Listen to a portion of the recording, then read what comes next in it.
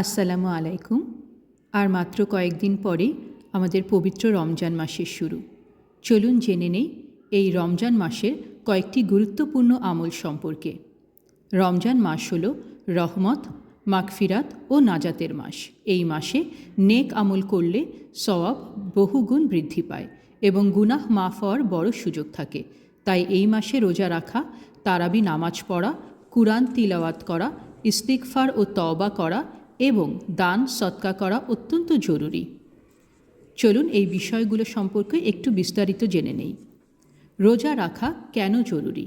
রোজা ইসলামের 5টি স্তম্ভের একটি। এটি শুধুমাত্র উপবাস নয়, বরং আত্মসংযম, তাকওয়া অর্জন এবং আত্মশুদ্ধির একটি মাধ্যম। কুরআনে বর্ণিত রয়েছে সূরা বাকারার 183 নম্বর আয়াতে, হে ঈমানদারগণ, তোমাদের জন্য রোজা ফরজ করা হয়েছে যেমন ফরজ করা হয়েছিল তোমাদের পূর্ববর্তীদের ওপর, যাতে তোমরা তাকওয়া অর্জন করতে পারো। চলুন জানি রোজার উপকারিতা সম্পর্কে। এটি আত্মসংযম শেখায়, গুনাহ মাফ হয়, তাকওয়া ও আল্লাহর নৈকট্য লাভ হয়, শারীরিক ও মানসিক শুদ্ধি ঘটে। তারাবি নামাজ পড়া কেন গুরুত্বপূর্ণ? তারাবি রমজানের বিশেষ নামাজ, যা রাতে আদায় করা হয়। এটি সুন্নাতে মুআক্কাদা এবং রাসূল সাল্লাল্লাহু আলাইহি সাল্লাম নিজে আদায় করেছেন। হাদিসে বলা হয়েছে, যে ব্যক্তি ঈমান ও সওয়াবের প্রত্যাশায় রমজানের রাতে তারাবি নামাজ পড়ে, তার অতীত গুনাহ মাফ করে দেওয়া হয়। তারাবি নামাজের উপকারিতা সম্পর্কে জানি। কিয়ামুল লাইলার মানে রাতের ইবাদত সওয়াব পাওয়া যায়। কুরআন তিলাওয়াত শোনার সুযোগ হয়, আত্মার প্রশান্তি লাভ হয়। কুরআন পড়া কেন গুরুত্বপূর্ণ? রমজান হল কুরআন নাজিলের মাস। এই মাসে বেশি বেশি কুরআন তিলাওয়াত করা উত্তম। কুরআনে বর্ণনা করা হয়েছে সূরা বাকারার 185 নম্বর আয়াতে, রমজান সে মাস যাতে কুরআন নাজিল হয়েছে। কুরআন পড়ার উপকারিতা: কুরআন নূরের উৎস, আত্মার প্রশান্তি দেয়। কিয়ামতের দিন এটি সুপারিশ করবে। কুরআন পড়লে আল্লাহর রহমত লাভ হয়।